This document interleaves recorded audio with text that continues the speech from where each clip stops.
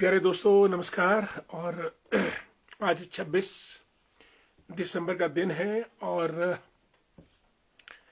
कार्यक्रम आज की बात आपके साथ में हम मुलाकात कर रहे हैं। और दोस्तों आज इस कार्यक्रम में हम आपसे दो तीन महत्वपूर्ण विषयों पे बात करेंगे। 26 दिसंबर का दिन आज पूरे देश में वीर बाल दिवस के रूप में मनाया जा रहा है। 2022 में प्रधानमंत्री नरेंद्र मोदी जी ने आज के दिन को वीर बाल दिवस के रूप में मनाने का ऐलान किया था। दोस्तों, इस दिवस को मनाने का संदेश साफ है कि बच्चों की वीरता, मुगलों के जुल्म और गुरु गोविंद सिंह का प्रण इतिहास के पन्नों में हमेशा सुरक्षित रहेगा। आज हम इतिहास के पन्नों को टटोलने की कोशिश करेंगे।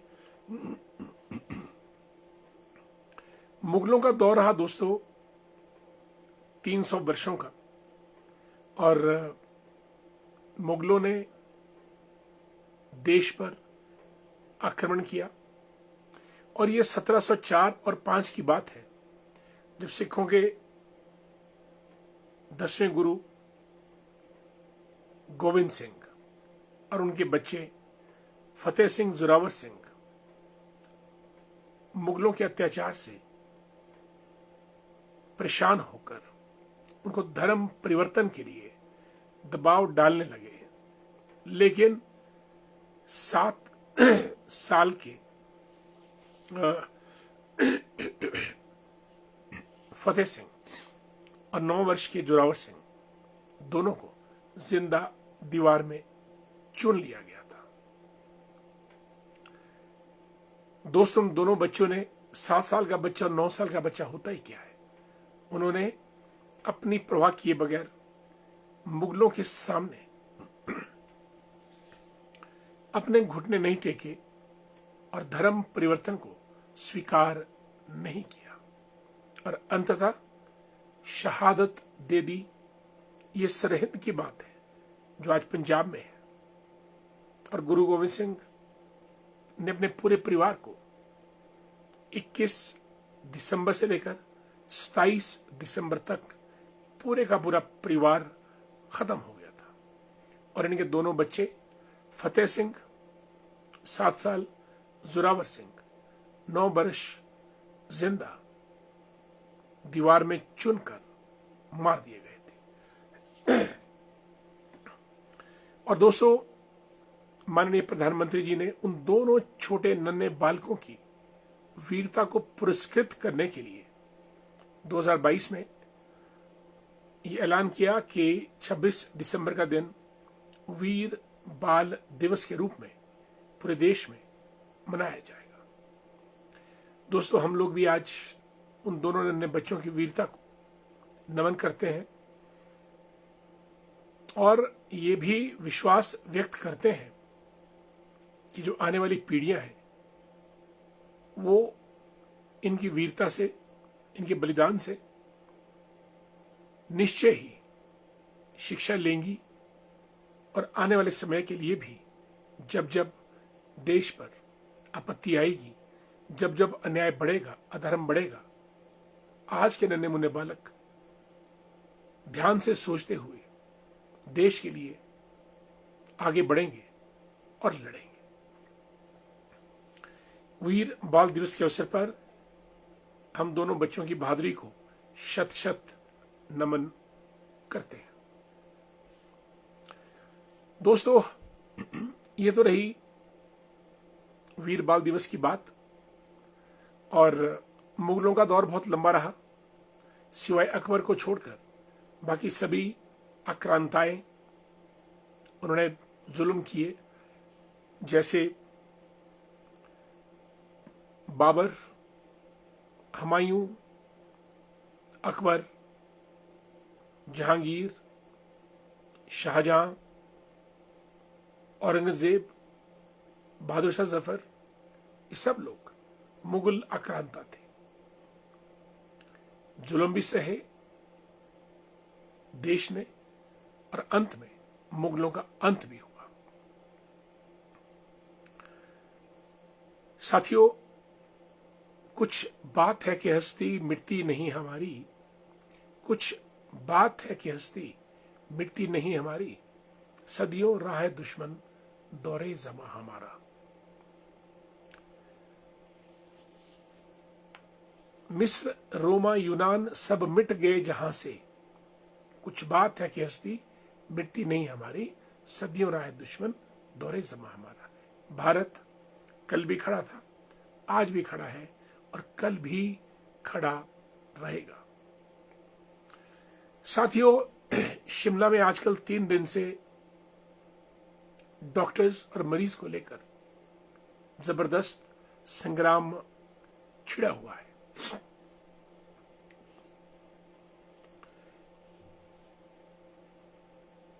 डॉक्टर्स तो इलाज करते हैं, और जब हमारा इलाज करते हैं तो हमको लगता है कि भगवान के बाद वही धरती पर भगवान का दूसरा रूप है। हम जब मुसीबत में होते हैं, दर्द होता है, बीमारी होती है, ऑपरेशन होता है, तो अपने आप को हम डॉक्टर के हवाले सौंप देते हैं। और डॉक्टर कोई लकड़ी या पत्थर का मिस्त्री तो है नहीं कि अगर थोड़ा पत्थर टूट भी गया तो दूसरा पत्थर ला के लगा देंगे। लकड़ी कटते फटते बारी अगर खराब भी होगी तो दूसरी लगा देंगे। डॉक्टर के सामने तो आदमी खड़ा है, मिलीग्राम से लेकर दवाई और इंजेक्शन में दवाई का डोज, ऑपरेशन थिएटर में स्किल्ड हैंड्स और दिमाग में पूरी तकनीक और चिकित्सा शास्त्र लिए डॉक्टर भी एक इंसान होता है, और इंसान गलती का पुतला भी है, और संवेदनाओं का भंडार भी। लोभ, क्रोध, मोह, अहंकार, इज्जत, बेइज्जती, वो भी डॉक्टर के अंदर आ सकती है। और फिर सभी डॉक्टर एक जैसे नहीं। 100 में अगर एक वाक्य हो भी गया तो 99 डॉक्टर्स तो बेदाग हैं। दोस्तों, जो हादसा ये आईजीएमसी में हुआ, मैं समझता हूं ये मानवीय भूल, मानवीय गलती, मानवीय असहनशीलता, मानवीय संवेदनाओं और कुछ अपने ऊपर रोक टोक का ना होना, वो चाहे मरीज की बात है, वो चाहे डॉक्टर की बात है। ना ही तो मरीज को डॉक्टर के साथ वैसा व्यवहार करना चाहिए, पढ़ा लिखा नौजवान, और ना ही डॉक्टर को मरीज के साथ उस किस्म से व्यवहार करना चाहिए, क्योंकि डॉक्टर पढ़ा लिखा है, सभ्य आदमी है। दोस्तों, एक बार जंगल में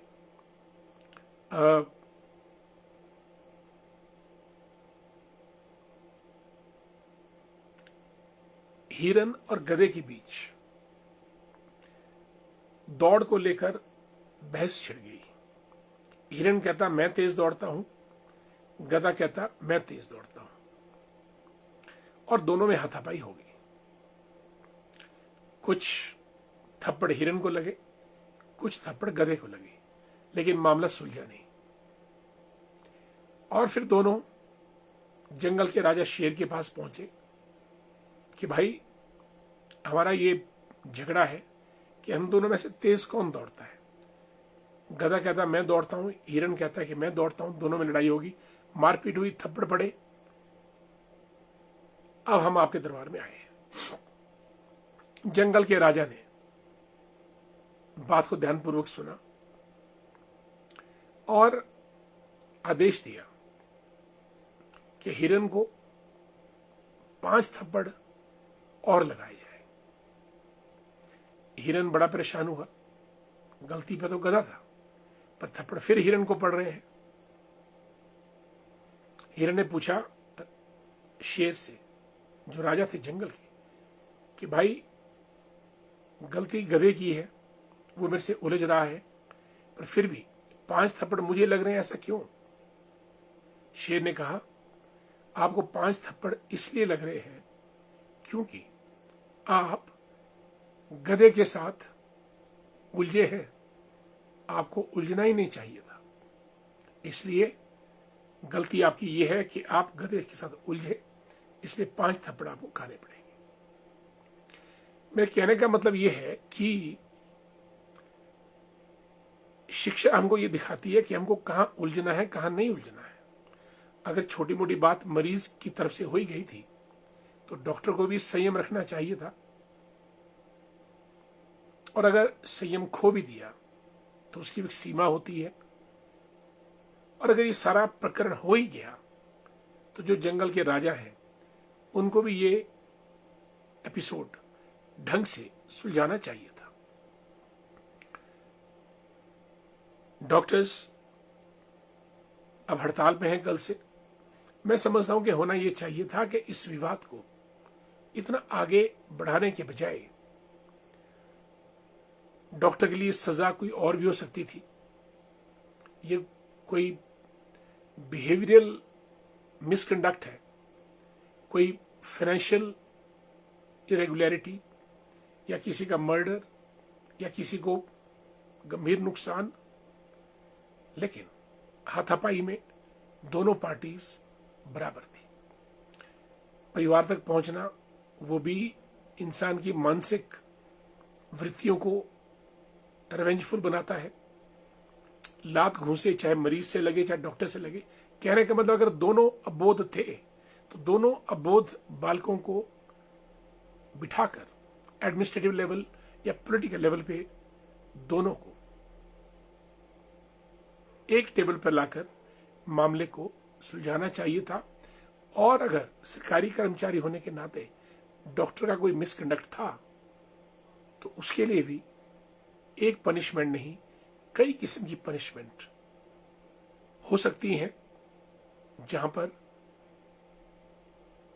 उसको एक बार संभलने का मौका, या आइंदा रिपीट ना करे, या तबादला, या फिर कोई और स्थान पर असाइनमेंट या पोस्टिंग, ताकि उसको ये जाहिर हो कि उसने कुछ मिसकंडक्ट किया है और उसका व्यवहार ठीक नहीं रहा। अन्यथा जो बड़े लोग हैं, पढ़े लिखे लोग, सिर्फ मुर्गी को काट देना ही कोई समाधान नहीं है। जो ज्यादा पढ़े लिखे शिक्षित लोग हैं उनका ये कर्तव्य बनता है कि अगर कोई नासमझी, नादानी, अबोधता के चलते या फिर एक इररिस्पॉन्सिबल बिहेवियर के चलते कुछ गलत हुआ, कैसे उसको ठीक किया जाए। और मामला बढ़ता बढ़ता बढ़ता एमएलएज कूद गए, जनता जनार्दन कूद गई, सारे डॉक्टर्स पूरे प्रदेश में हड़ताल पे जा रहे हैं। To make a mountain out of a mole hill, छोटी सी बात यानी तिल का ताड़ बनाना। एडमिनिस्ट्रेटिव चीजों को एडमिनिस्ट्रेटिवली टैकल करना चाहिए। और फिर अगर इंक्वायरी हो भी तो इट टेक्स टाइम। आनंद फानंद में कोई निर्णय हमेशा सिस्टम में बूमरैंग करता है। सिस्टम को सिस्टमेटिक तरीके से ही चलना होता है। शो कॉज नोटिस, उसका रिप्लाई के लिए टाइम दिया जाता है, एविडेंस होती है, इंक्वायरी रिपोर्ट आती है, इंक्वायरी रिपोर्ट का अध्ययन किया जाता है, then you can take some decision. और फिर सिविल सर्वेंट्स या गवर्नमेंट ऑफिशियल्स कोई रिक्रूटेड लोग तो नहीं है कि कॉन्ट्रैक्ट पे रिक्रूट किए, breach of contract, you are out. They are given protection by various means. Appointing authority ही आपको टर्मिनेट कर सकती है। और फिर suspension, termination, increment withdrawal, salary stoppage, transfer या कोई और दंड दिया जा सकता है। और फिर जब गुस्सा, क्योंकि दोस्तों गुस्सा एक ऐसी चीज है जब आता है तो ज्वालामुखी का रूप धारण कर लेता है। फिर आदमी न अपनी औकात देखता है, न अपनी बात देखता है, न अपना परिवेश देखता है। और तो और अगर आप आए दिन पति पत्नी के झगड़े, मर्डर्स, कई चीजें आप टीवी पे देखते हैं, वो सब एंगर, गुस्से का परिणाम होता है। और दोस्तों, गुस्सा एक ऐसी चीज है जो जंगल की आग की तरह फैलकर सर्वनाश, सत्यानाश कर लेता है। मरीज तो केवल एक बाहरी डॉक्टर से उलझा है, पर डॉक्टर वो है जिसको बार बार मरीजों को ठीक करना है। इसलिए समझदारी से काम लेते हुए हमको इस मसले को सुलझाना चाहिए, जहां पूरा प्रदेश हंसी का पात्र भी ना बने और हमारे डॉक्टर्स भी हंसी का पात्र ना बने। रेजिडेंट डॉक्टर्स एसोसिएशन अब हड़ताल पे चली गई है। नुकसान किसका? मरीजों का। नुकसान किसका? जनता जनार्दन का। इसलिए मैं ये समझता हूं कि बड़ों का काम है छोटों को समझाना, तरीके से, सलीके से, प्यार से भी, दंड से भी। और कोई ऐसा रास्ता निकलना चाहिए जहां सब के सब लोग, हमारा समाज भी बच जाए, जनता बच जाए, मरीज बच जाए, डॉक्टर भी बच जाए और सरकार भी बचे और जन आंदोलन भी शांत हो जाए। हमारा ऐसा मानना है। आगे बढ़ने से पहले दोस्तों, हम अपने दोस्तों का वेलकम करना चाहेंगे और उसके बाद हम फिर तीसरा जो हमारा मुद्दा, चिट्टा, व्हाइट पाउडर, क्योंकि आज मुख्यमंत्री ने बिलासपुर में लूणू मैदान में बहुत बड़ी रैली की, उसके विषय में बोलेंगे। Manik Thakur, very good evening. Mahesh Singh Verma ji को नमस्कार, good evening. And Pratap Dogra, Savita Dogra, दोनों को हमारा नमस्कार, हमारे मित्र हैं। बुठोरा से हमारे doctor Ashwini Mehta ji, good evening. Good evening dear Pradeep. Mahendra Bhardwaj ji, जय हो। जय श्री राम। उषा शर्मा जी कार्यक्रम में पहुंच चुकी हैं। उषा जी, आपको हमारा नमस्कार। चेतराम जी, बबलू जी, टूरिज्म डिपार्टमेंट से सुरेंद्र वर्मा जी को नमस्कार, गुड इवनिंग। जेल ठाकुर साहब, करसों की सुंदर वादियों से हमारे महामंत्री हैं शिमला शहरी भाजपा के, और आपका स्वागत। माई नेटो, नमस्कार सर। आज एक बात पूछना चाहता हूँ आपसे, जो आईजीएमसी में विवाद चल रहा है उसका समाधान कैसे होना चाहिए, क्योंकि विवाद दिन पर दिन बढ़ता जा रहा है। इसके बारे में कुछ बताएं सर जी। माई नेटो दी ग्रेट, मैं बोल चुका हूं, शांति से समाधान हो तो ज्यादा बढ़िया है। शांति से कोई नुकसान नहीं होता है और ये कोई ईगो वाला केस भी नहीं है। ईगो सबसे खतरनाक चीज है। ईगो और एंगर, दो चीजें इंसान के अंदर जबरदस्त नुकसान करती है। गुस्सा और अहम भाव कि हम ही राजा हैं, इन दोनों से बचना चाहिए। और बड़ों का काम है छोटों को समझाना। जो लोग पढ़े लिखे लोग हैं उनका काम है कि नादान बालकों की गलती को सोच समझकर टैकल करना तरीके से, ताकि देश, समाज और सरकार का नुकसान ना हो। मनोज ठाकुर, नमस्कार। मंजीत जी को भी जय श्री राम। कमलेश मेहता जी जुड़े हैं। उमेश शर्मा जी को नमस्कार। Pramod Kumar ji, good evening. मनु वर्मा जी, प्रधान हमारी मजदूर पंचायत की, जय श्री राम। Kamlesh ji, good evening. जय श्री कृष्ण, जय श्री राम। राजेंद्र सिंह वर्मा जी जुड़े हमारे मित्र कपूरथला से। Kuldeep Kumar ji, Suresh Chauhan ji is a financial expert. Suresh ji कैसे हैं आप? स्वागत आपका। मीना वर्मा जी हमारी बसंतपुर की डायनेमिक डैशिंग प्रधान है।